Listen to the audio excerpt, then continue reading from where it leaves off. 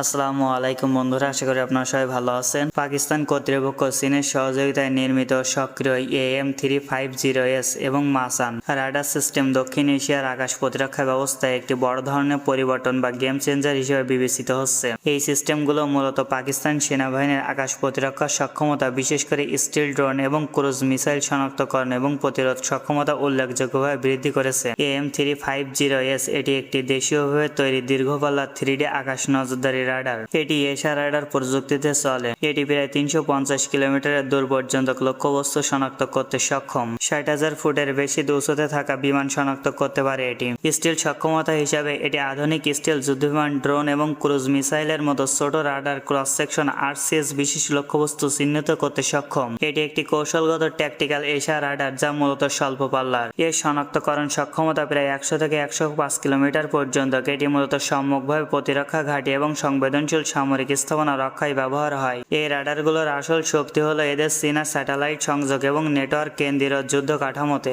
এই রাডারগুলো চীনের সমর্থিত স্যাটেলাইট ডেটা লিঙ্কের মাধ্যমে সংযুক্ত। এর ফলে রাডার সংগৃহীত তথ্য সরাসরি কমান্ড সেন্টারে এবং অন্যান্য আকাশ প্রতিরক্ষা ইউনিটে তৎক্ষণাৎভাবে পৌঁছে যায়। চীনের কিলসেন্স তৈরি যখন AM-350S কোনো হুমকি শনাক্ত করে, তখন সেই তথ্য ব্যবহার করে মাসান রাডার বা অন্যান্য দূরপাল্লার মিসাইল সিস্টেম যেমন HQ-9P সেকেন্ডের মধ্যে ব্যবস্থা গ্রহণ করতে পারে। ইলেকট্রনিক ওয়ারফেয়ার প্রতিরোধ চীনের সহায়তায় এই সিস্টেমগুলো জ্যামিং বা ইলেকট্রনিক আক্রমণের মধ্যেও কাজ করতে সক্ষম। এই ব্যবস্থা পাকিস্তানের আকাশ প্রতিরক্ষা ব্যবস্থাকে আরও সুসংগঠিত করেছে। এটি শুধু সংখ্যাধিকই নয়, বরং সেন্সর ডমিনেন্স বা উন্নত প্রযুক্তি দিয়ে প্রতিপক্ষকে মোকাবেলা করার সক্ষমতা দিচ্ছে। স্টিল হুমকি মোকাবেলায় ভারতের রাফালের মতো বিমান বা অন্যান্য আধুনিক আকাশযানের বিরুদ্ধে এই রাডারগুলো একটি বড় চ্যালেঞ্জ হিসেবে তৈরি হয়েছে, কারণ এগুলো নিচু দিয়ে উড়ে আসা বা রাডারের চোখ ফাঁকি দিয়ে লক্ষ্যবস্তু ধরতে পারে। এই রাডারগুলো পাকিস্তানের প্রতিরক্ষা ব্যবস্থাকে একটি কিল ওয়েব বা সংযুক্ত প্রতিরক্ষা কাঠামোতে রূপান্তরিত করেছে, যা যেকোনো ধরনের আধুনিক আকাশপথের হুমকি শনাক্ত ও ধ্বংস করতে সক্ষম।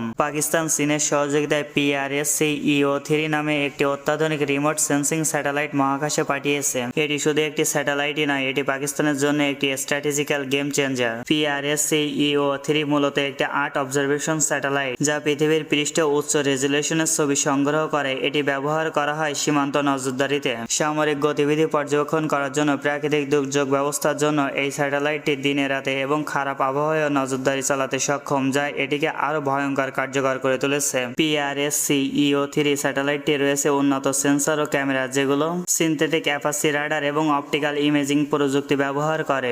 স্যাটেলাইটটি পৃথিবীর কক্ষপথে ঘুরে নির্দিষ্ট এলাকায় ডাটা সংগ্রহ করে। সেন্সরগুলো মাটির উপরে অবজেক্টগুলো শনাক্ত করে, সেই ডাটা রিয়েল টাইম গ্রাউন্ড স্টেশনে পাঠিয়ে দেয়। SAR প্রযুক্তি থাকার কারণে রাত দিন এবং খারাপ আবহাওয়ায় এর কার্যকারিতা সক্ষমতা বজায় রাখতে পারে। বিশ্লেষকদের মতে এই স্যাটেলাইটটির রেজুলেশন এতটাই উন্নত যে ছোট সামরিক ঘাঁটি এবং যানবাহন পর্যন্ত শনাক্ত করা সম্ভব। সীমান্তে সেনা মোতায়েন বা মুভমেন্ট রিয়েল টাইম ট্র্যাক করা যায়। এটি পাকিস্তানের জন্য একটি কম খরচে বিশাল নজরদারি সক্ষমতা অর্জন করা যাচ্ছে। এই স্যাটেলাইটের ফলে দক্ষিণ এশিয়ার নতুন এক প্রতিযোগিতা শুরু হতে পারে। এই বিষয়গুলো নিয়ে আপনাদের কি মতামত জানিয়ে দেবেন। আপনাদের গুরুত্বপূর্ণ মতামত। আজকের মতন বিদায়, দেখাবে নতুন কোনো ভিডিওতে আবার। আল্লাহ হাফেজ।